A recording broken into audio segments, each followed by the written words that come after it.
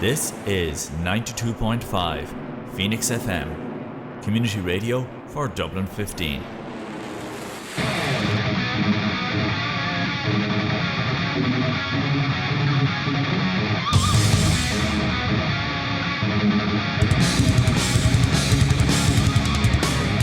Alright guys, it is Tuesday here on Phoenix 92.5 FM. Welcome to Wrestleview. Again, long-term fans of the show here might be wondering what happened to the Wrestleview International Desk. Well, look, that show is now defunct. It's on indefinite hiatus. It might come back. We might do the odd special show if Corey or Gary or Bryn ever want to kind of drop in and do a show like that again or whatever, you know. But it's just, you know, Bryn doesn't really like wrestling anymore. So there's no point kind of looking for a new host on that. So I've taken the opportunity to kind of reboot the show into just Wrestleview or Wrestleview Ireland from the Wrestleview.com side of things. So yeah, that's where we're going. And what's going to happen is either it's going to be a stray cut from a show called Freeland's Rewind, which is a fantastic show which I'm on a fair bit, and it's done by a good friend of mine, Mike Freland, over on the True Penny Show feed, so you can check that out there as well. Or else it'll be, you know, an interview, a show with Adam, a show with other contributors from Wrestleview or from the world of wrestling. I don't really know. It kind of gives me a bit more freedom though to kind of do different things with wrestling outside of just the desk, because I think the desk had its own character, its own soul as such. So doing it this way provides, you know, content for Wrestleview, but also provides a weekly show for the people who listen exclusively on Phoenix FM.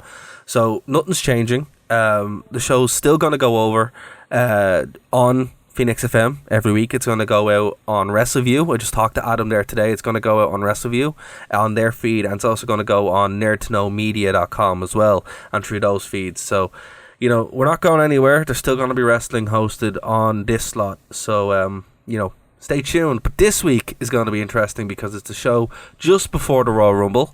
So it's the first part of Mike Freeland's Wrestling Rewind.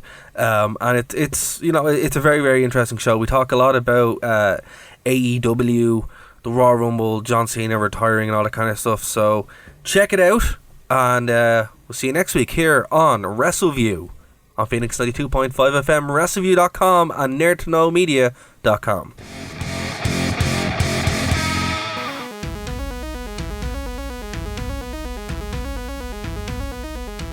Welcome to another episode of the Freeland Wrestling Rewind. My name is Mike Freland. I am your host and tour guide. We will take you down the road that was the last 7 days in the world of professional wrestling. Now, I don't do this thing by myself. I am being joined by a great wrestling mind, a columnist, a journalist, and an overall debatist.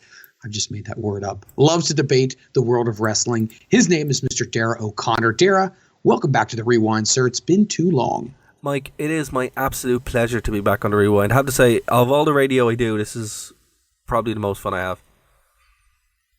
Well, that's great. That is awesome. And I tell you what, I have so much fun, like I've said before, on many occasions, talking to you guys, you and Tony Cottom. I've talked recently with Marcus Green as well about all the different idiosyncrasies inside the world of wrestling, but it's great to get different opinions to see where everyone's coming from in different sectors of the globe. So your opinion is definitely some that I'm very much looking to get into this week and find out what your takes are on what has been happening in wrestling.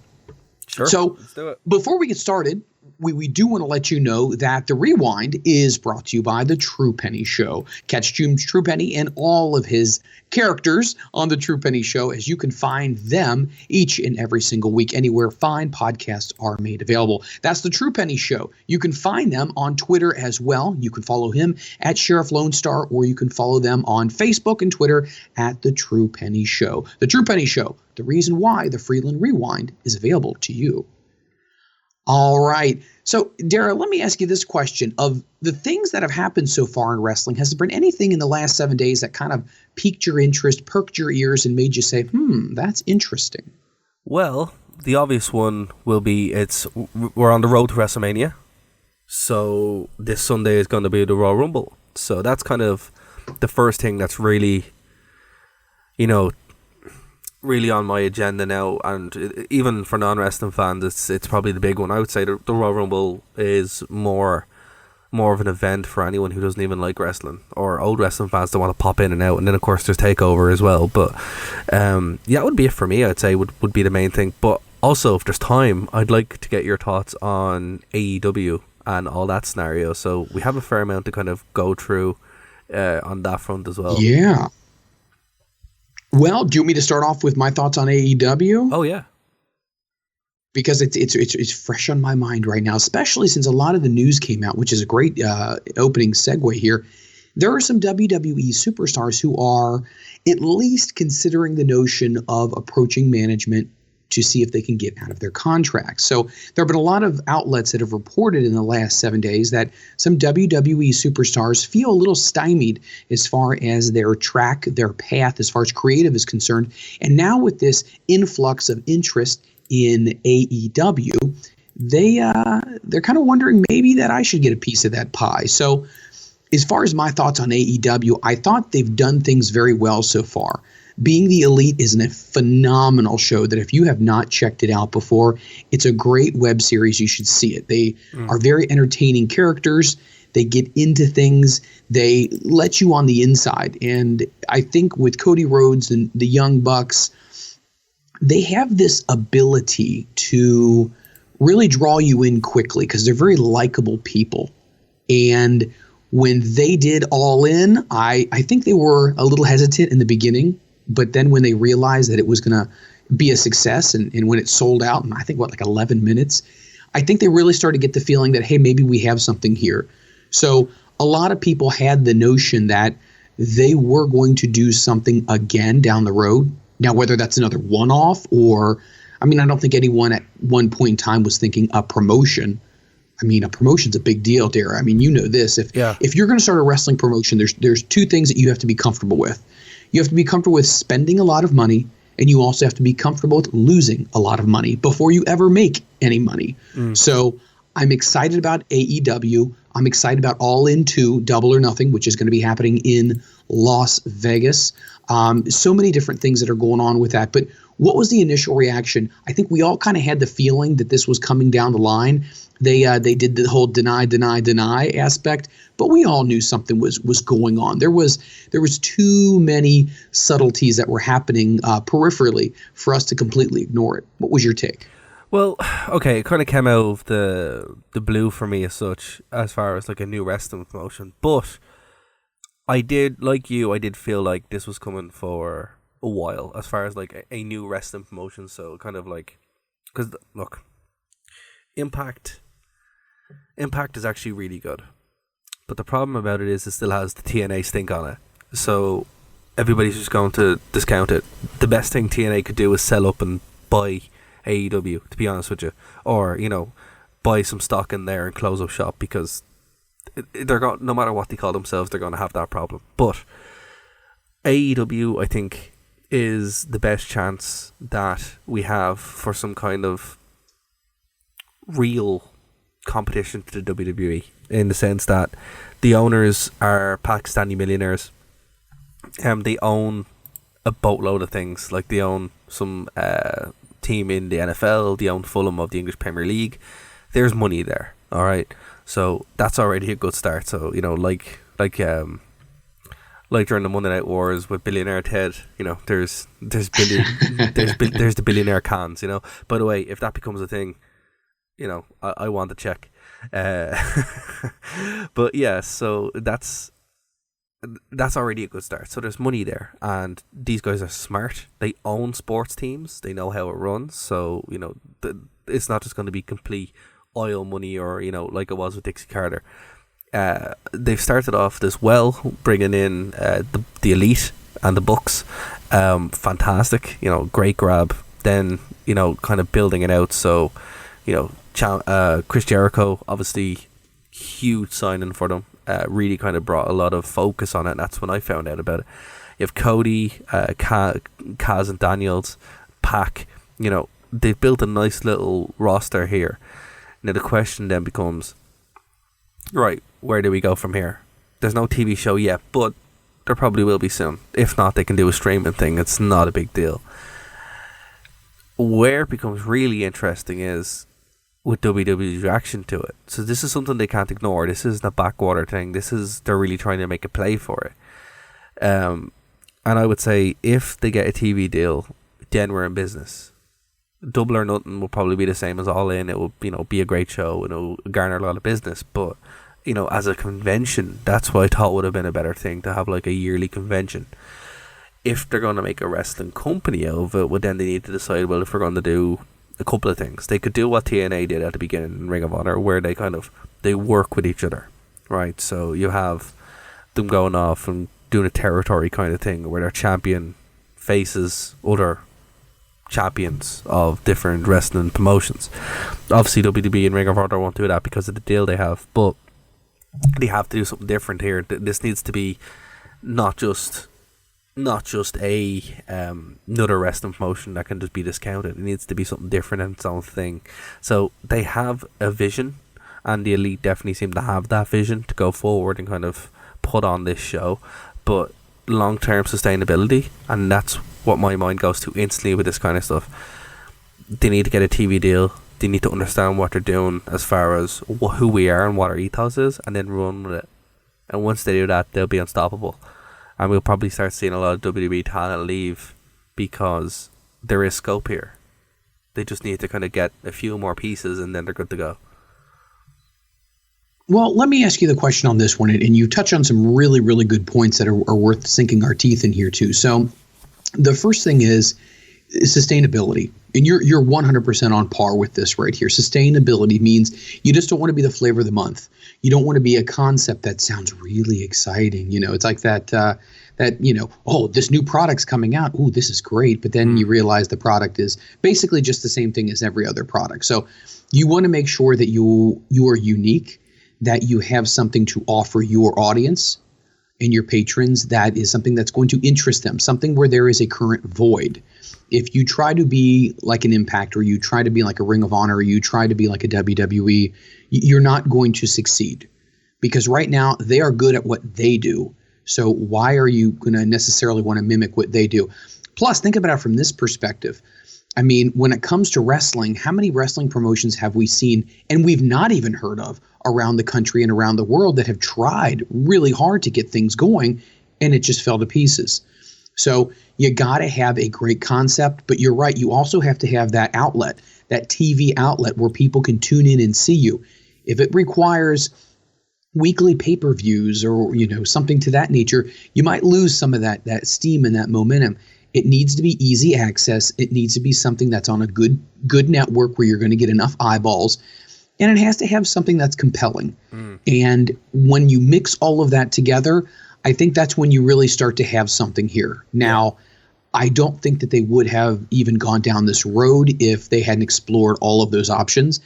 They seem like they're pretty smart guys, and they have a good group of people around them. So I think they've done all of their due diligence already. So, but let me ask you this. Do you think that it's a foregone conclusion that they will immediately, within the first, and when I say immediately, I mean maybe in the first 3 years, jump to being number 2? Or do you think, Darragh, that it's going to take more time to surpass some of the other companies like a Ring of Honor, such as an Impact Wrestling? Or do you think, no, I don't see the problem right now with them jumping right to number 2? Your thoughts? Number 2 in the US and Europe? Correct, number 2 in the United States. Okay, because, it is relative. Like, the number 2 in the world now is New Japan. It's just, that's the way it is. That's correct. But, you're right.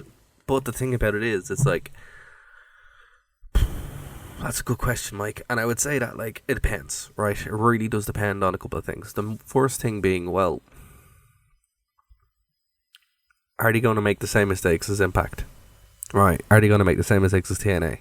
Where they started off with a great bang, they had a really good, clear vision of where they're going, and it was moderately sustainable. Particularly when they went on the Spike. There's no reason why that shouldn't have just exploded. And then over in Europe, they were pretty much like almost the number 1, because they were actually easier to see than WWE. It was free, and they drew huge, and that's something that a lot of people forget. At one point, TNA was actually more popular to wrestling fans than WWE in the UK and Ireland. It's crazy. but true, particularly, when they were really before the what hit the fan. So I would say the first thing is kind of keep that on track, right? So if they can build that up, let's just say that's the first year. They establish themselves as this brand that you have to see. So they start doing we call it the NXT approach, where they're this white hot product that you must see, that it is different and has like young guys, fantastic matches, good concepts and good stories, right? So if they can absolutely, if they can out NXT, that's a good start, and they probably can, right? Let's be real. The next thing that they need to do is eyeballs, right? How do we get many of them? TV is obviously a big one, but not only TV. We live in a world of streaming. Get onto a streaming platform. Get onto a Netflix. Get onto Hulu. Get on, whatever these kind of things are. Partner up and get onto one of those things. Get onto the biggest one that you can, so people can just sit there, hit a button, bam, there you go. The problem that's happening nowadays with the streaming services is, particularly in America, it hasn't really hit Ireland or the UK yet, but it probably will eventually, is that piracy is on the increase because of all the different streaming services now. If the market gets too confusing where you have to buy 16 different subscriptions, you're just going to pirate, because that's what people do. If you want something to be successful, you make it easy and you make it cheap, and people will buy it because people are lazy and people are cheap. So that's how that's true. If it's a good enough product, that's how you market it. So that's the next thing you need to do: make it available and make it cheap, and then you'll be fine. The next thing that you need to do is expand out your roster. So don't just have Cody Rhodes being your champion, because that would be terrible, in my opinion. It would be another Jeff Jarrett situation. Exactly. Don't have Chris Jericho be your champion, because that would also be terrible, because he's getting on there. He's supposed to be a guy helping the new guys, not the guy. They need to find the guy. And how did they do that? Expand out their talent base. Start doing the groundwork. Go around the world. Be a global company. Don't just be an American company. Look in America, obviously. Look in Canada. Look in Europe, look in Asia, look in the Middle East, look in Australia. Anywhere you can, start building your talent base out. Then focus on the women. They have 3 women right now, one of which is Brandy Rhodes, so she doesn't count. Build out a women division. That's something that TNA had, that people loved. It's something that NXT and even WWE now have focused on and realised that there is a market for it. And then maybe put something different. One of the things that was on TNA obviously was the X Division. The matches that they had there, kind of see what you can do there. That's year 2, right? Year 3 then, let's go for it. Let's see what we have. Then you start hitting for the Spike, or I don't know what, I think Spike is gone, is it? Yeah, so whatever the equivalent is there, you hit that, maybe ESPN Sports or whatever. And then you kind of go up. Eventually they'll reach a point where around year 4, you can take them seriously. They have enough cash in the bank, maybe doing bi-monthly pay-per-views. They can do a bit of touring then. And then, once you have that, you can go to the bigger networks. But you can't jump at this. You can't just start competing on Monday nights with Raw, because that's stupid. That's stupid in general. But once they follow a plan like that, that's well thought out and scales up, then they'll be fine. The problem here is scalability with every business. You have a great idea, cool. You have a niche market, cool. How do we scale it up? How do we make it bigger? How do we make it kind of grow with the company? Because what happens even in business in general is companies grow too fast and then it collapses. So they need to make sure that they grow with their audience but not away from their audience. So keep your core focus in mind and your product as what you are, and then grow to that. Don't just try change as soon as someone comes in. And that's what I'm really glad to see about these owners, because these owners, look, Fulham isn't the best football team in the English Premier League. It's not. I don't know about the Jacksonville Jaguars, but the fact that they own teams already, and he's ranked as 64th in Forbes 400 richest Americans, and the 270 wealthiest person in the world, there is money there. All right. Oh, very much so. Yeah, so there's money there. However, eventually money runs out.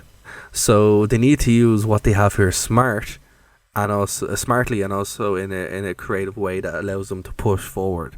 So look, I wish them all the best. They follow a plan similar to that, and I think they will.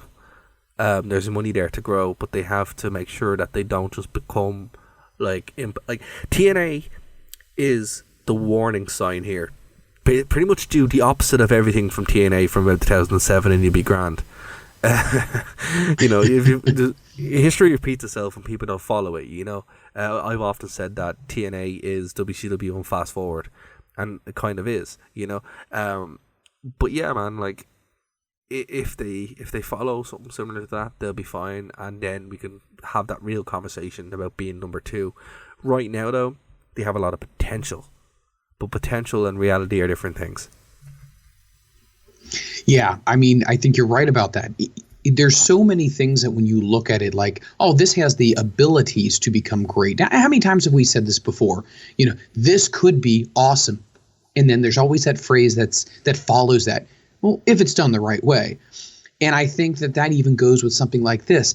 Guys, I'm not saying don't get excited. I'm not saying don't be over the moon about something like this, because you have every right to be excited as a wrestling fan for something like this to happen. Keep in mind, this hasn't happened for 20 years, because the last company that really launched after WCW went out of business was Impact Wrestling.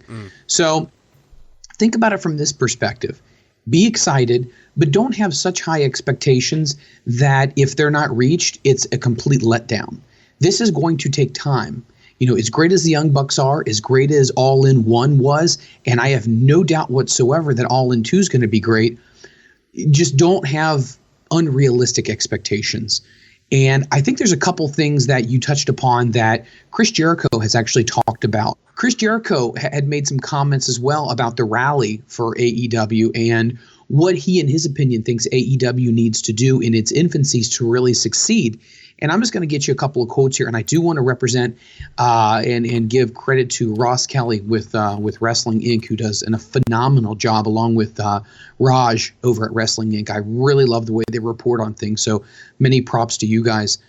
So as previously reported on Talk is Jericho, Jericho talked about signing with AEW and also confirmed that he will not be appearing at the upcoming WWE event that everyone seems to want to link him to. Now, this is what his comment was. I knew it would be something that would make a lot of heads turn, Jericho said, referring to signing with AEW. No more WWE. I still got a lot of people asking if I'm going to be in the Royal Rumble. No, I will not be in the Royal Rumble as a surprise entrant. I wouldn't be anyway. I've already done that.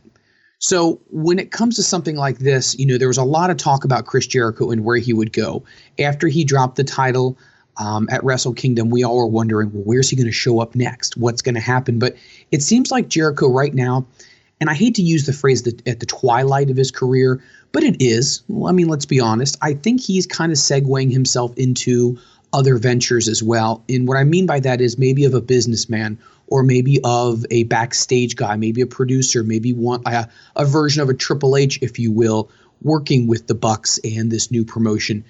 Do you see Jericho being that type of guy at some point in time, being with an AEW, but still being maybe like a figurehead within the company because of all of his experience? I don't know, man. Like, Jericho banned me on Twitter because I criticized his band.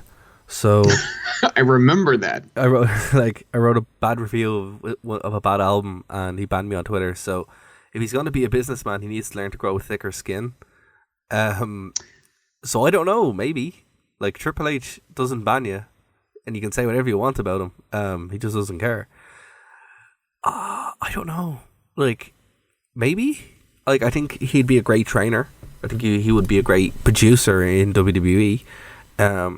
But to be the mastermind of a wrestling company, maybe. Like, that's all I can say. Like, it's a great move for him, and I'm glad to see, like, Impact offered him like a boatload of cash, and he said no.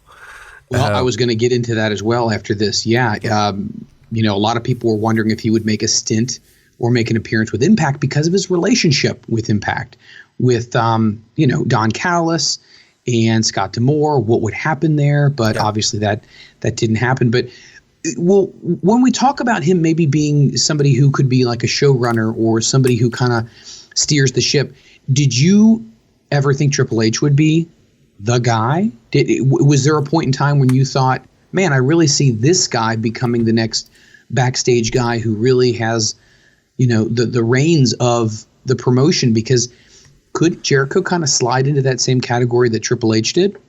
Sorry, Mike. I just want to stop you there. Triple H, who's Triple H? The game, This is true. For new listeners, I'm the biggest Triple H mark in the history of the world, so I'm biased on this.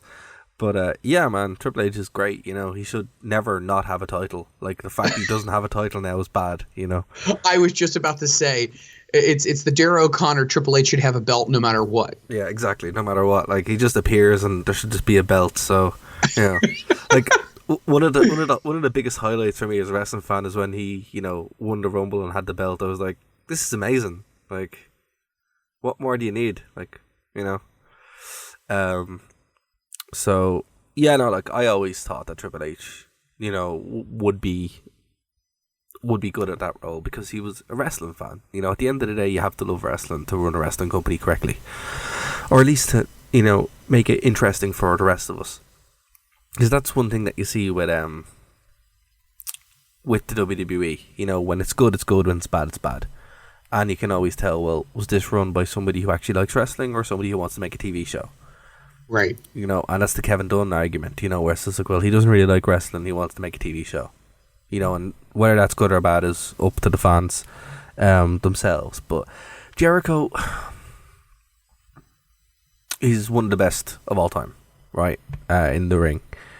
Pretty good singer. Band's okay. But as a business... You're not burying him. You're being very fair with that. That's a very fair assessment. I've always been fair with him. Like, that's the thing, but it just is what it is. But, as far as like an outside businessman, we'll look at his outside projects. They all kind of fail. Like when he was a game show host and an actor and all this kind of stuff, it failed. But going back to wrestling, I think he does have a lot to give. I just don't see it yet. Now, would I like to be wrong? Yes. I was surprised that he didn't go to TNA just to be like, hey, here's my 4 months as the world champion of TNA or Impact Wrestling, sorry, because that's what I thought he would have done, and then maybe went to AEW because, it's just what you expect. But look, he's with a good bunch of lads, as we'd say in Ireland. Cody and the Bucks, they put on a fantastic show.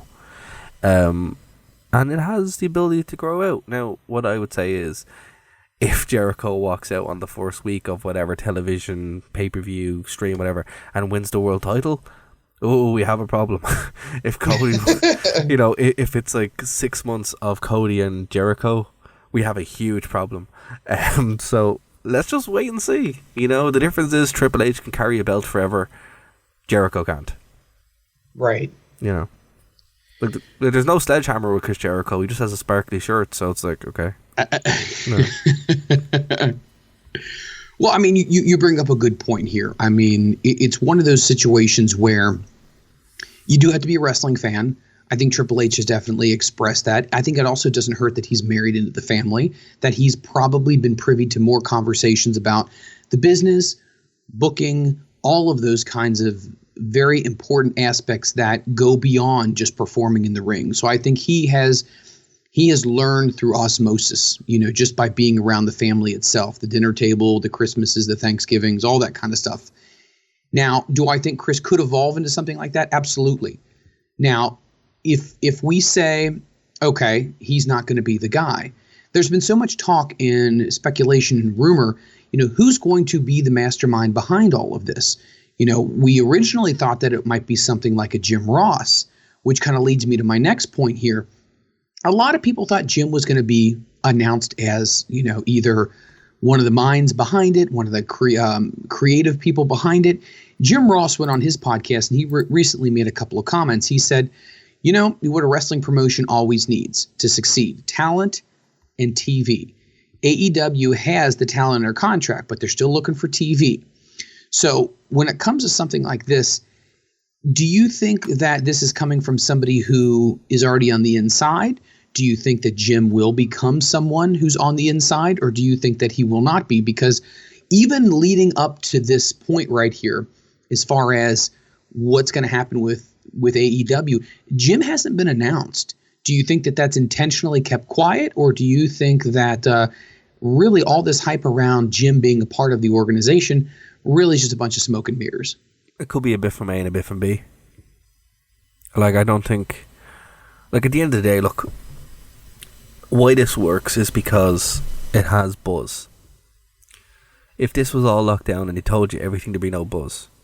However, if it was a case where, you know, we knew Jim Ross was coming in or whatever, you know, he wouldn't be able to do anything else, and I don't think he wants to do it. I think he likes, you know, kind of the sexy element of it. You know, like, Jim has done worse.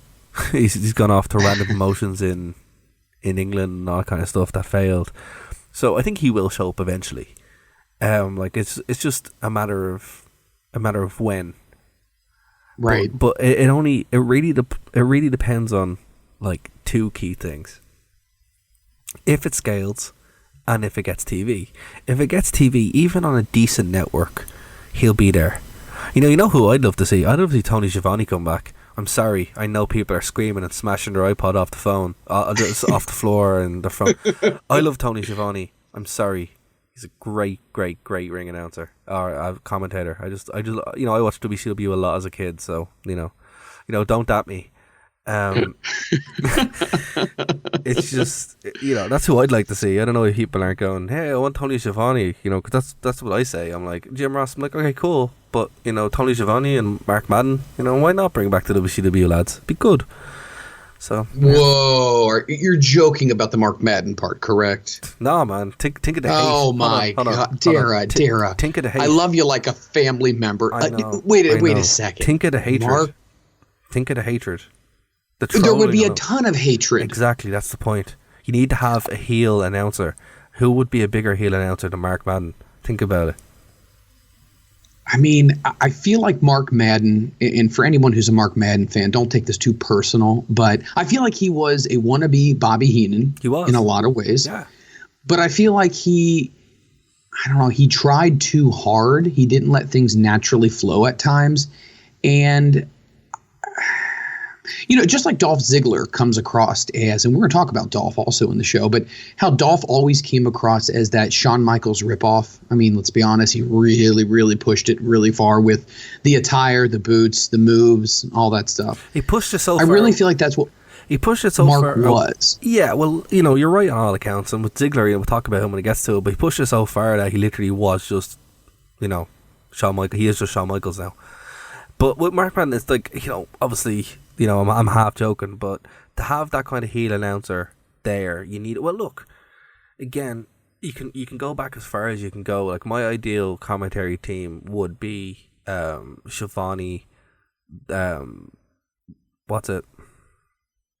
The brain, was it the professor in TNA? What was his name? Mike Tenay. Mike Tenay, of course. Mike Tenay and Jim Ross. You know, even have a rotating team where they can go in, but they have these great names who are able to call matches and tell stories and able to build up some kind of buzz within the promotion and with, like, from a TV perspective. Even Matt Striker is a good play-by-play guy, but you got to be careful. You know, you need to have somebody who can actually rile people up, because that's what WWE don't have.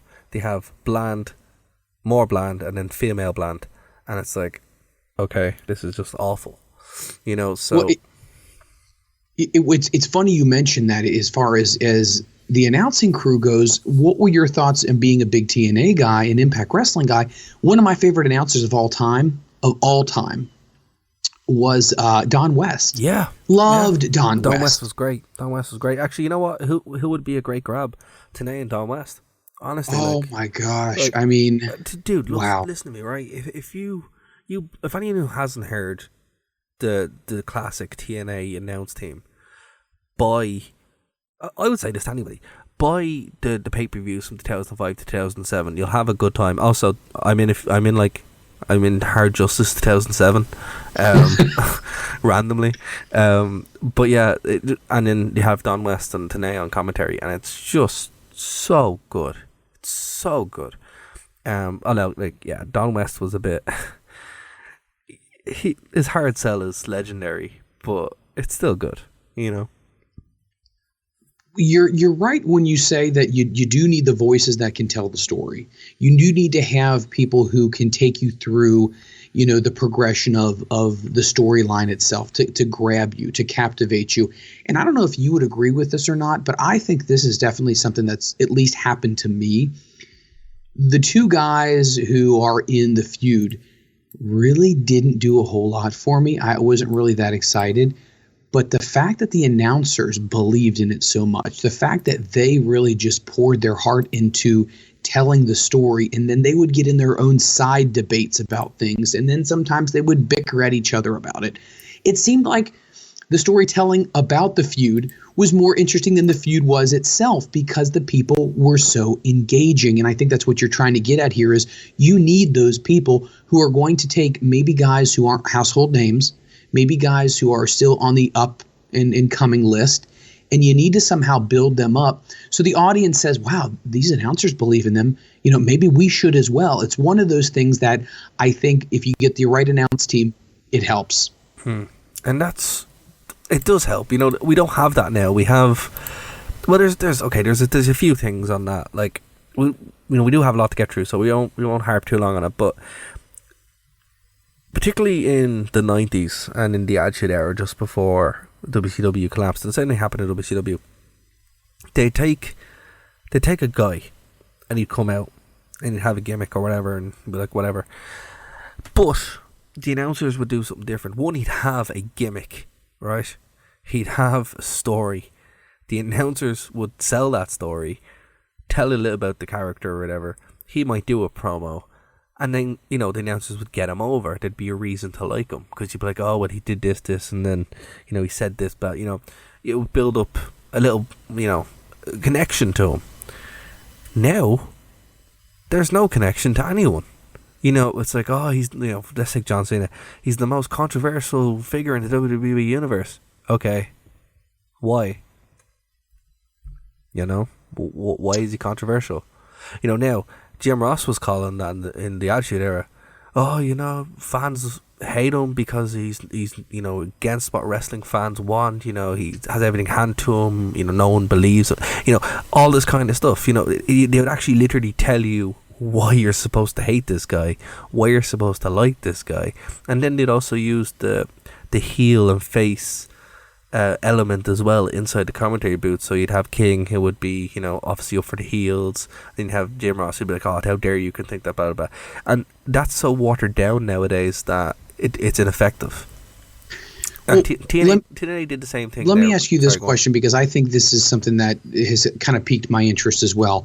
I know the women's movement is definitely happening in the world of wrestling as far as the promotions are concerned.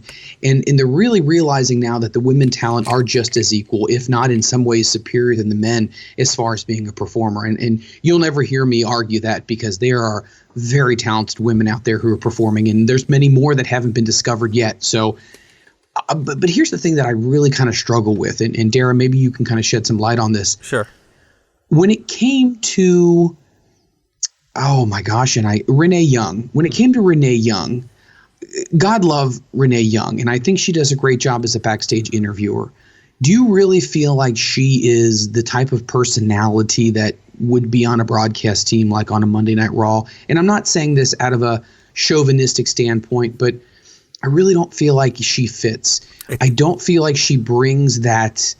If she was a Sherry Martel and Sherry could screech and Sherry could go off on tangents and she was that type of a personality, yeah, I could see that working. But I just don't see that. She's trying to come off too much of a professional broadcaster. Yeah, it just doesn't seem to work. She's not a character, and without that character element, like Corey Graves, for example, he still has that heelish appeal to him, which is good.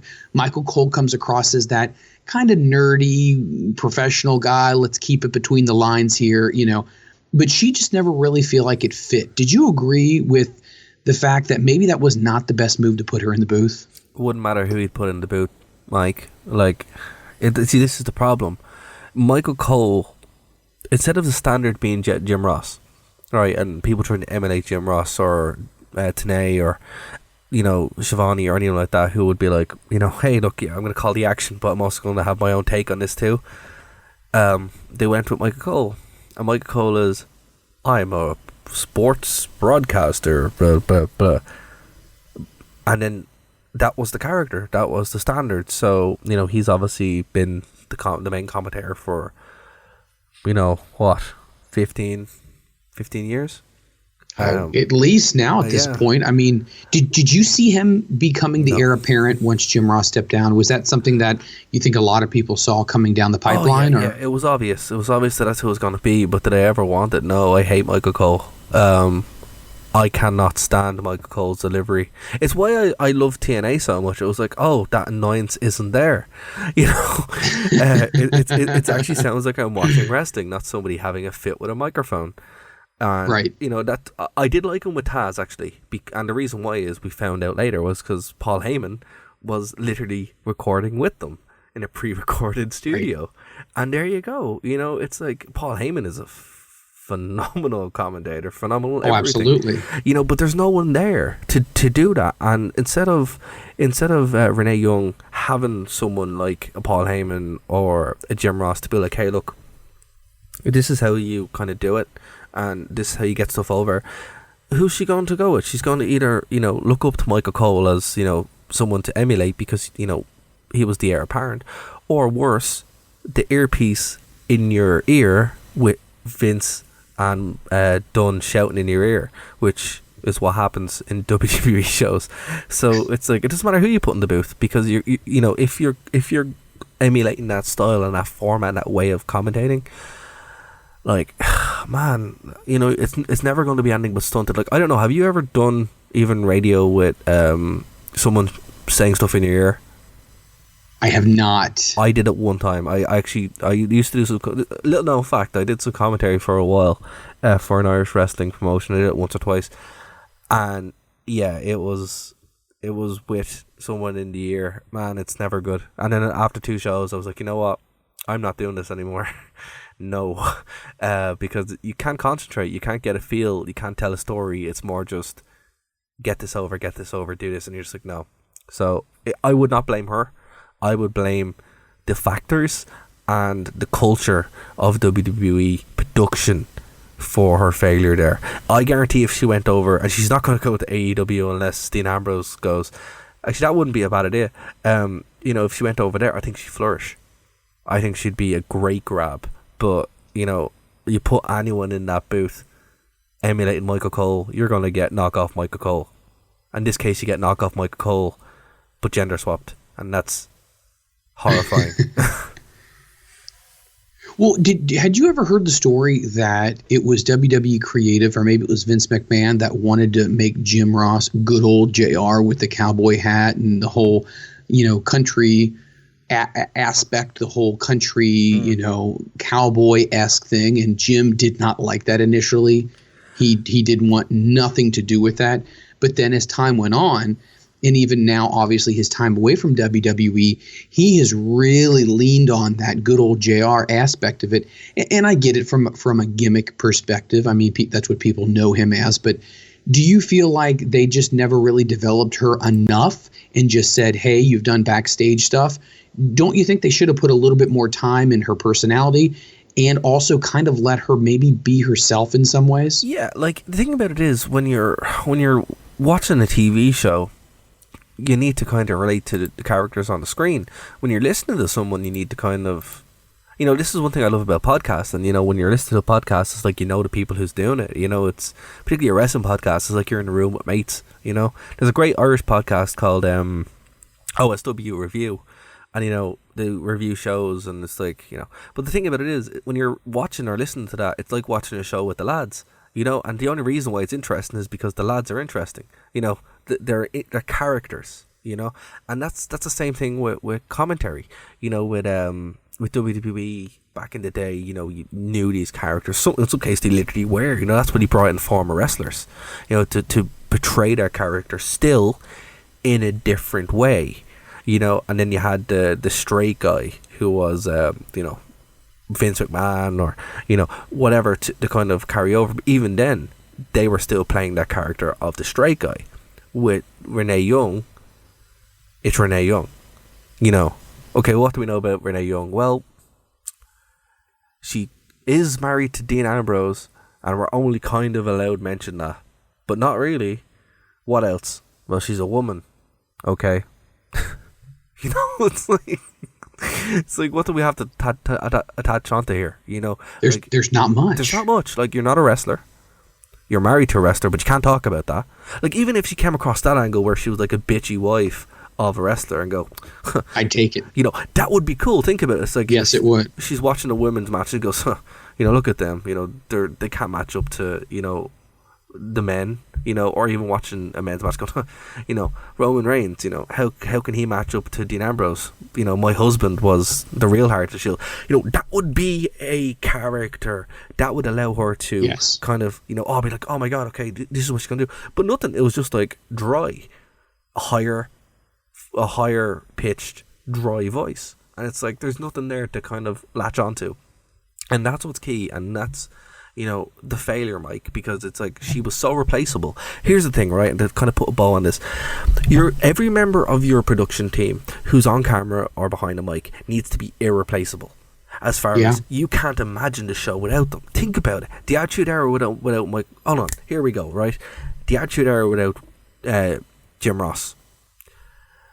When Mick Foley won the belt and Michael Cole's calling it is garbage, absolute garbage, you know, compared to if Jim Ross had he would have sold that like, you know, like he would have sold it like anything, you know, like he did when, you know, Austin won, or, you know, when Vince was revealed as the higher power or something like this. You know, who's selling it is important.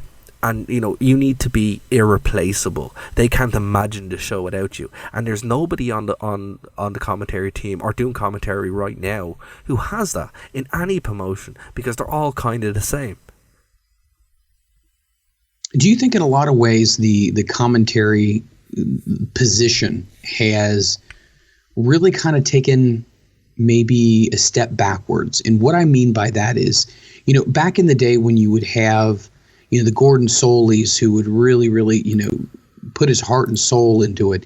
And you had a lot of commentators like the Jim Rosses, like the Tony Schiavones, that were such a big, integral part of the show. Do you feel like in some ways, at least from the perspective of WWE, they don't want anyone else to overshine with the talent that's what's being seen on camera? That's why they just want more of a mouthpiece to deliver the information, but yet not necessarily get over like some of the guys like the Bobbies and the Jessies and the Vinces and the Gorillas, because those guys were over just as much as the talent on the roster was. Would you agree? Yeah, 100%. I think that's it in a nutshell. Like I think that's the key crux. That's the difference. You know, like at the end of the day, you should be more tuning in to be entertained by the commentators as much as the product. Because look, the Attitude Era didn't have good wrestling a lot of the time, had interesting stories, but, you know, when you're watching a hardcore match and the lads were just battering each other for 20 minutes, it was entertaining because JR and King were ripping the piss out of it, you know, and it was funny. So there's none of that now. It's more just like, you know, dry match, dry story, no characters, no nothing. So there's nothing to attach onto, with the result that WWE is borderline unwatchable most weeks. You know, even as an experiment for everyone listening at home, throw up the Royal Rumble in your preparation. I know a lot of people do this. I do it as well, where you watch past Rumbles. The watchability gets worse and worse and worse as it goes on, because the commentary team aren't selling the match. They're not selling the performers in the ring. I agree. Yeah, and that's it, Mike. You know, you can put this up on a chart. The enjoyment level peaks and then drops sharply by the commentary team. And it's the exact same thing. Lads in a ring, throwing each other out. The same match. It's very simple. But who's selling it is, you know... And even still with TNA, when TNA was bad, and they had Don West and Tenay, it was still good because they were doing the best. You see another decline there as well when they changed over, got rid of Don West, replaced Mike Tenay. The show just fell apart because core parts of that show were taken out.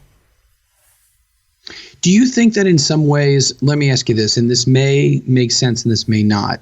So when it came to Impact Wrestling, and obviously the precursor being TNA, the reason why people, and this sounds kind of wrong to say because this is almost diminishing their talents, but the reason why people tuned out once Don West and Mike Tenay were gone was because whenever something starts, you become accustomed to something. You know what to expect. And they were woven into the fabric of what TNA was. And then all of a sudden, once you take a very integral part of that fabric out, obviously the quilt's going to fall apart.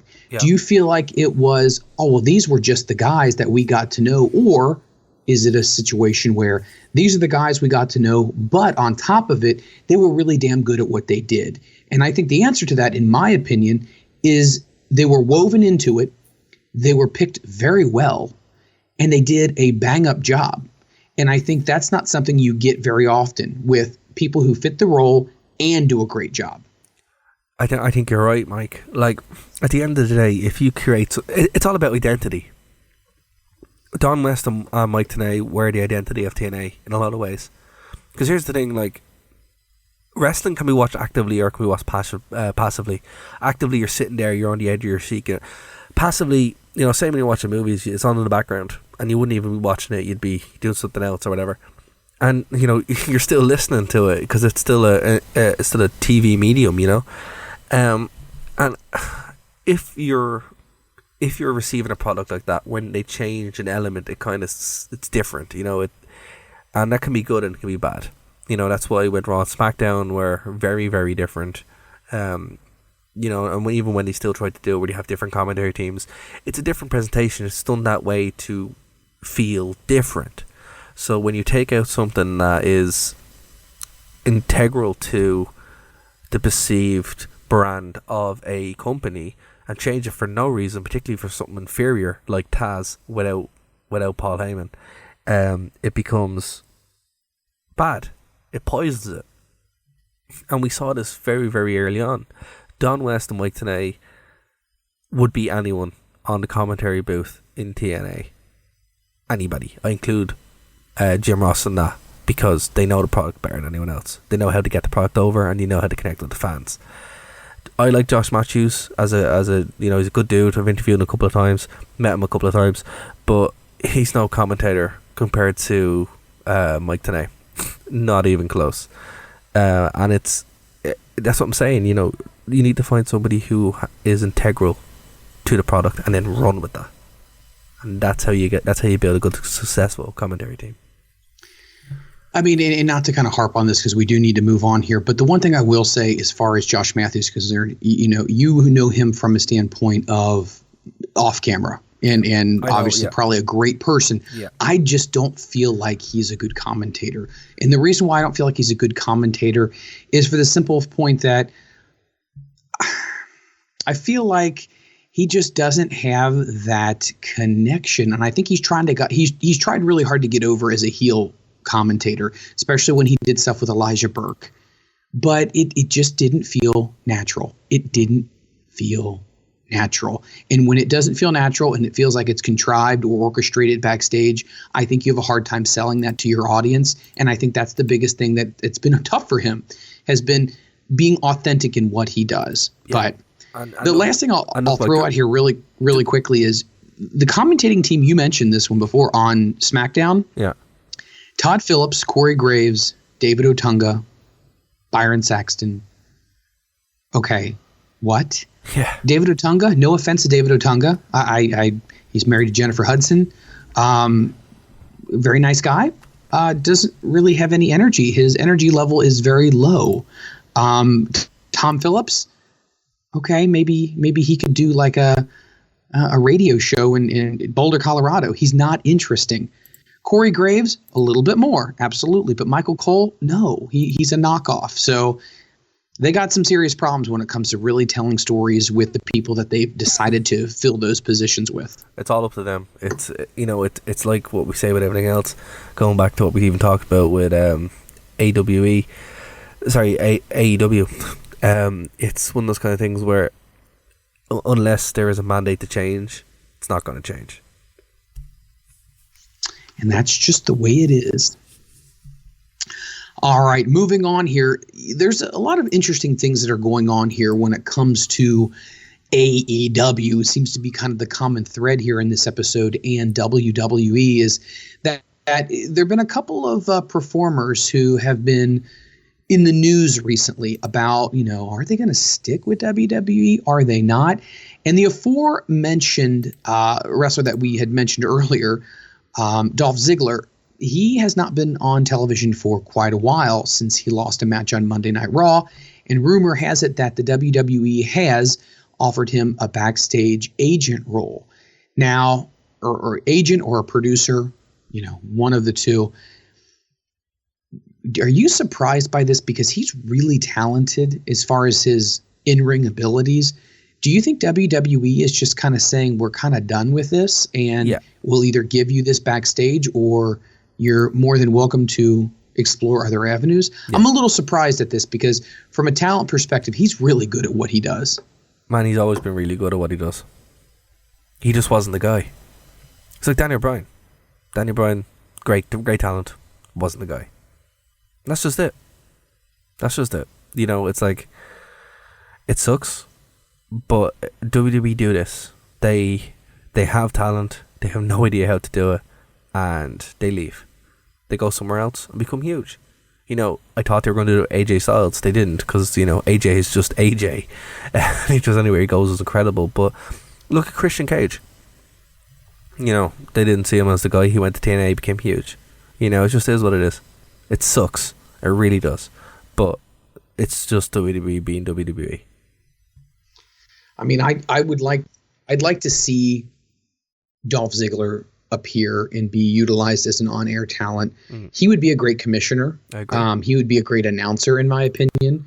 I think he would still be great in the ring if that's what he wants to do. But now it seems like we're in the era of guys wanting to not shut it down earlier in their career, but at least be a lot more cautious because we know everything when it comes to injuries, back injuries, hip, knees, all that kind of stuff. Some guys really just don't want to go down that road and be a cripple in a wheelchair in a few years after they retire. So, I'm just surprised that Dolph Ziggler, if he is done at some point with WWE in the near future, I think that was a hugely squandered opportunity because he's so good on the mic and he's so good in the ring. You got to find something to do with that guy. And if all you can think of is, hey, we'll put you backstage, I would have to say that was a very, very poor decision. But we'll have to keep you guys posted on what happens with Mr. Ziggler. The other thing I wanted to mention to you as well, Darragh, is there was also news recently that the Revival was actually requesting, allegedly, as it's been reported, that they would like to be out of their WWE contracts because they do not feel that, from a creative standpoint, the tag team division is utilizing them in the best way. Had you heard this same thing, and what are your thoughts on this news story? Yep, I can totally understand that. WWE don't know how to use the tag team division. They never really have, in recent times anyway. The fact they have two belts is kind of ridiculous. It makes sense, the tag teams, unless they have some sort of staying power, they get misused and then they disappear. They only look at the New Day. They only got over because they're the New Day, not because of WWE. It's because they got themselves over, and the Revival just haven't done that. So it is what it is.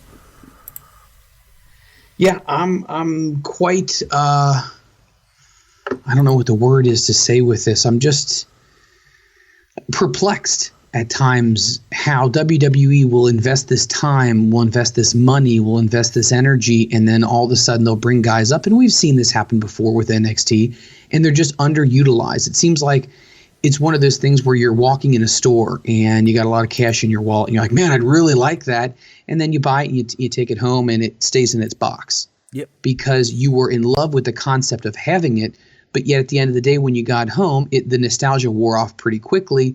But yet these guys are young, they're hungry, they're in their prime, they want to be utilized, and they're a great tag team. And they were declined releases from their WWE contracts. And with that being said, that kind of leads us to our next topic here.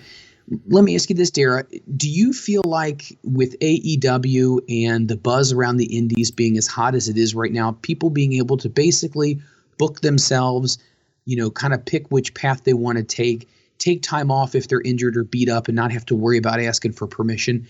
Do you think that anyone who's currently under contract with WWE, they're going to not let them out because I think there might be a level of fear that they may go somewhere else and be better utilized? Would you agree with that? Potentially. But if WWE is taking that approach, That's bad, because then you have a bunch of guys working and you don't want to work, and they start working to get fired. You know, that's what can happen. It makes sense. Working to get fired, and you know, then we have a bad product. You know, employees at the end of the day have to be kept happy, and working for a company that you don't want to work and can't leave, that's ridiculous. It's gonna be interesting here, guys, because a lot of people said we'd never see the Monday Night Wars again, and maybe not per se Monday Night Wars, but I think there could be a big battle that is ensuing between wrestlers and promoters. I think that's what the next big war is going to be. Is, hey, you know what? I would like a contract that has an opt-out clause. Yep. And I know that that's one thing that they did offer the Bucks when they made the big push for them to sign with WWE recently, would be an opt-out clause after, I believe it was 6 months. But do you think that more wrestlers may look into that being put into their contract, meaning, hey, look, I'll take a little less money, but after a certain point in time, I do have the ability to opt out? I would say so. But Mike, the thing about this is all the WWE's fault. They did this to themselves. You know, all of this whole environment. WWE beat their competition. They won the Monday Night Wars. They overcame everything else. And just purely by not understanding how they won or what they actually did, they created a situation where de facto's number 2 pops up, and then a big void pops up, and then driving away half their audience, driving away fans, to the point now that we're starving as wrestling fans for something different and something new and something that is more like wrestling that we know. So look, if it needs to be taken out of the hands of the fans and put directly into wrestlers who are like, look, we even hate this, let us leave, then they really need to kind of go, hey, yeah, know what, maybe we are doing a terrible thing, maybe we are putting out an awful product, and maybe we need to change. But the only way Vince learns is to have a strong number 2, and AEW could actually be that. I hope so. Competition is great. That's competition creates cash and also creates great products. Well, I'm very excited. I'm very excited on multiple levels here, because at least in 2019, I think Ring of Honor is definitely going to be a player in 2019. And here's why. A lot of people say, well, wait a minute, you guys, speaking towards Ring of Honor, you lost the Bucks and Cody and Kenny, and there's a lot of changes going on. It's a very fluid situation, but I think Ring of Honor is strong. I think Ring of Honor has the ability to go ahead and develop some new stars because they've been there before. It's not the first time that somebody's left their promotion and they've had to go ahead and fill a void. I think they're battle tested in some ways, and I think they'll flourish in 2019, which is a good thing. Let's hope. I mean, it's one of those deals where, all you can do is wish a company the best and hope that things really work out, because like they've always said, the more places for the boys to work is better for wrestling overall. It gives more interesting, compelling stories to tell with guys who you might not have ever thought would have gotten a chance to work together. Now they may get a chance to work together. So, Darragh, I wanted to ask you also this question. There is a lot of recent news as far as Mr. John Cena is concerned. John Cena is actually not going to be performing at the Royal Rumble now due to an injury. Had you heard anything about this? Allegedly, it had happened on the most recent Monday Night Raw. And there's actually been some comments that have been made from Booker T that, hey, man, it's time to go. It looks like you're kind of past your prime. What's your thoughts on that, and have you heard any of this? I haven't, but I'm excited. Means I won't be upset now watching the Rumble. Look, it is what it is. Cena is a good actor. He's a nice guy. Probably one of the worst things that ever happened to wrestling ever. So yeah, the sooner he leaves, the better. So bye. That's just the way I think we're not getting any hurt feelings or any farewells from Mr. Darragh O'Connor when it comes to the leaving of John Cena once that moment does come in WWE. By the way, speaking of the John Cena, the hair itself, have you seen the hair? Have you seen the hairstyle? I think that's got to do with his role in Bumblebee, wasn't it? I think it was, but did you notice they call it the baloney patch in the back of your head, like when you start to lose your hair in a certain spot, like a bald spot? That was definitely pronounced, and people on social media definitely, noticed that very much. It was readily available for fodder for a lot of jokes. Had you seen that as well? No, I haven't. To be honest with you, if I see John Cena's face outside of a movie, I get really upset. So, maybe this is a good thing you have not seen it then. No, I just I'm like, no, this man has ruined the 20s of my 20s as a wrestling fan. So I'm like, no, I haven't. I don't keep up to date with John Cena. I'm more just like, just keep making movies. You're actually not that bad of an actor. Yeah, he's definitely done a really good job. My wife and I went and saw Blockers. And we thought that was really, really funny. And he's so good. He does comedy well. Yeah, he's so good. I actually really enjoyed that movie. It was super good. Like, I'd say I enjoyed that movie more than I ever have in any of his matches ever. He missed the boat. The thing about John Cena in his matches are, I feel like in a lot of ways, and I guess this can fall into the category of just about any wrestler, they have their repertoire of what they do. John Cena definitely fits in that category of an 80s wrestler, meaning there's about 4 or 5 things that he definitely does. It's hard to get into the corner of John Cena unless he's going against somebody that the audience hates even more than they hate him, which doesn't happen very often. Or if he's in the ring with someone way better than him. The thing that upset me about John Cena, 2 things. One, he never had a character. Ever. The man never had a character, right? It made no sense. Like, it's just, the cognitive dissonance of being a John Cena fan is too much for me. And 2, he is a great wrestler who just never bothered his whole wrestling. That's the worst thing, because he'd be in a ring with with Shawn Michaels, and have an absolute incredible match. And you're like, what? You could do this the whole time? Or he'd be in the ring with CM Punk, and you're like, what? Where is this? What are you doing? And then you're just like, well, no, he's just lazy.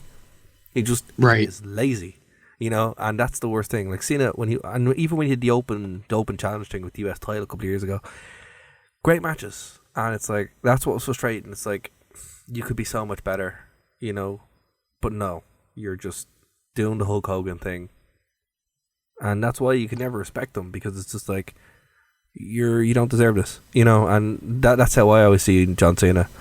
And think about it, look, the amount of people that stopped watching WWE because John Cena was literally, and I hate to use this, so forgive me, rammed down our throats, which he was. It's just ridiculous, like, I don't understand the Roman Reigns hate, because, Roman Reigns actually tried.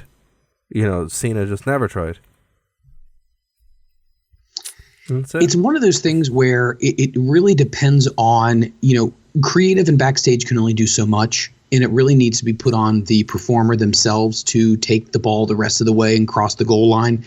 And when you don't see that, when all you see is, it's more so of a byproduct of what was already created backstage, and then you're just a continuation of that, but you're not really adding a whole lot of yourself into it.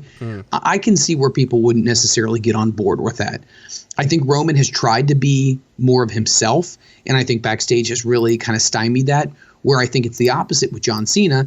They went ahead and created the John Cena character, and he just went ahead and delivered what they created backstage. So it's one of those, it's backwards in both ways. Yeah, exactly. And it's I get it. Kids loved him. He did lots for Make-A-Wish, all that kind of stuff. But at the end of the day, it's like, there will be another shill.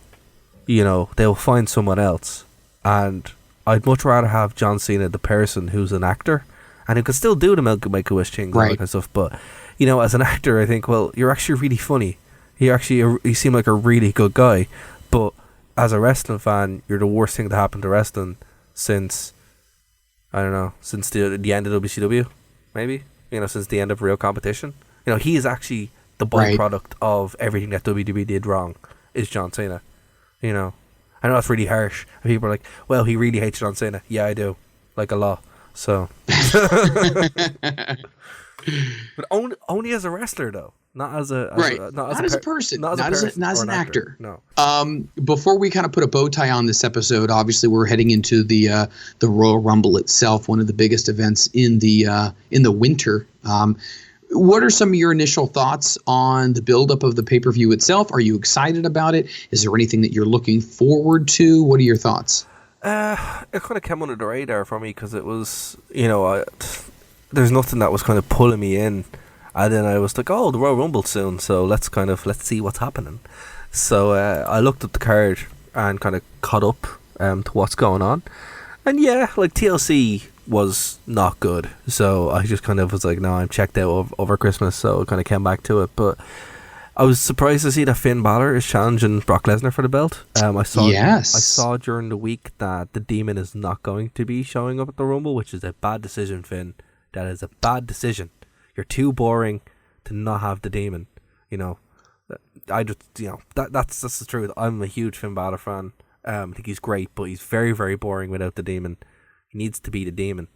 And I think that's a bad move. It also shows that he's losing at the Royal Rumble to Brock Lesnar. So take that to the bank. Becky is going to get Asuka. Super excited. I think Becky's awesome. And not just because she's Irish, but it's because she's lovely and she's great. And I love Becky. So I'm glad to see that she's actually getting a match with Asuka. I think it's great to see that Asuka is champion again. I'm very excited about that.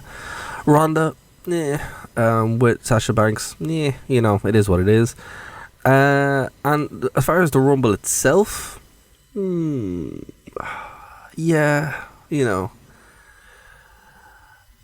love the Royal Rumble. I think it's a great match. I'll be interested to see who the surprise entrants are. It's definitely not going to be Chris Jericho. Or it could be. It could just be Swerve the whole time. But, I don't know. I think they should have fun with the surprise entrants this year, instead of just, wheeling out the normal people they have. I don't even know who they could wheel out, because they usually wheel out Rey Mysterio, super glue them together, and then they throw him out. But now he's actually on the roster, so I'm like, well, who are they going to have? So they probably bring up a bunch of people from NXT, and it won't be as exciting. But I'm calling it now. They should bring out Vince Russo just for the laugh, just to see what would happen. That's what I'd do if I was booking it. I think they definitely could bring out Jeff Jarrett. I think that could definitely be, because Jeff can still go. Idea. That's a good idea, actually. That's fantastic. That's a great show. Yeah. Jeff would definitely be somebody they can roll out there. Now let's hope and pray, and let's please hope that it's not Kenny Omega. If I see Kenny Omega come out as a surprise entrant or number 30 or whatever it may be, I'm going to vomit. I'm going to vomit on the carpet, and then my wife's going to get mad at me, and then I'm going to have to clean up my own vomit, and I'm going to vomit again because I'm so disgusted with the concept that Kenny Omega would even have the audacity to sign with WWE. But I knew that it's a possibility. I know he's already turned down one contract offer. I get it. Totally get it. But if for me and for my taste buds when it comes to wrestling, I definitely do not want to see that. What I will say Darragh, we have... One second, Mike, before we wrap up. I do have to say that some of the announced wrestlers that have been announced, I do say that, for anyone who was wondering if Mr. Golf himself was going to be appearing, he will be. Bobby Lashley is going to be on the Royal Rumble, so we can all watch him. We can all watch him half-ass his way through a match so he can go back to play golf. So rest easy. He's a champion. He loves golf. That's what he's champion of, Mike. Mr. Golf Champion. I wish there would have been an audio recording of that, because I would love to see somebody go so far off topic of what they're supposed to talk about and just go into their own hobbies and interests. Like, I would love to have heard that, because I think that would have been a great audio interview. Like, people would have been like, what? I have an audio interview. I'll have to dig it out. Yeah, I will find it, and I will present it to the audience of the Rewind exclusively, because you have to hear it. It is something that's beyond words, and it will underscore why I have a deep distaste for Bobo Lashley, or Mr. Golf as he's known. God, I love it. I think maybe his best hope would be if they do a remake of Caddyshack, and maybe he can be in that. Maybe that would be happy. That would be his crossover from wrestling into the entertainment business, and it would involve golf. But he'd do it for free. Other than that, I think there you go. Guys, that's going to do it for this week of the Freland Wrestling Rewind. We would like to thank you for taking time to tune into the Rewind. Once again, you can find the Rewind anywhere fine podcasts are made available. That's iTunes, Stitcher, FM Player, anywhere else that fine podcasts are made available. Once again, follow all of the commentators on the Rewind. You can follow me. I am at Mike Freland. Darragh, you want to share your Twitter handle with everyone as well if they would like to continue this conversation with you on social media? Yes, guys, if you want to at me, you can. It's Darragh WV, so DARRAGH. WV is my Twitter handle. If you want to follow me on Twitch, you can. NerdDux, so Dux DUX. And of course, Nerd to Know Media is my own website, so that's how you can find me. Excellent. Keep up following Darragh on social media. He loves to talk all things professional wrestling. So I do want to let you guys know that the Freeland Wrestling Rewind has been brought to you by The True Penny Show. Catch James Truepenny and his cast of wrestling minds as they talk about all things professional wrestling, specifically in Japan. You can find The True Penny Show anywhere fine podcasts are made available as well, just like the aforementioned outlets I had mentioned for the Rewind here. If you'd like to go ahead and follow them on other social media sites, you can follow them on Facebook and Twitter as well. You can follow them at The True Penny Show, or if you would like to talk to the Czar himself, the man wearing the professor jacket with the patches and the bubble pipe. He's probably sitting somewhere in his library right now with classical music playing, trying to come up with some interesting element that we've never thought of in wrestling. I feel like he's one of those savants who just he has it. And maybe James Truepenny should be the one that's going to be running AEW. Who knows? Maybe they've already contacted him. But you can follow him directly on Twitter, and he is at Sheriff Lone Star. Guys, I said it before. I'm going to sound like a broken record. Thank you so much for enjoying and listening to the Rewind. Please let us know what your thoughts are on the show itself. You can hit us up on Twitter. Let us know. You can DM both of us as well if you have any questions or comments or things you would like to hear on future Rewind episodes. But for Darragh O'Connor, my name is Mike Freland. Enjoy the rest of your week. And once again, thanks for listening to the Rewind. Okay, guys, that's going to do it for this edition of Wrestleview here on Phoenix 92.5 FM, Wrestleview.com, and nerdtoknowmedia.com here on Wrestleview.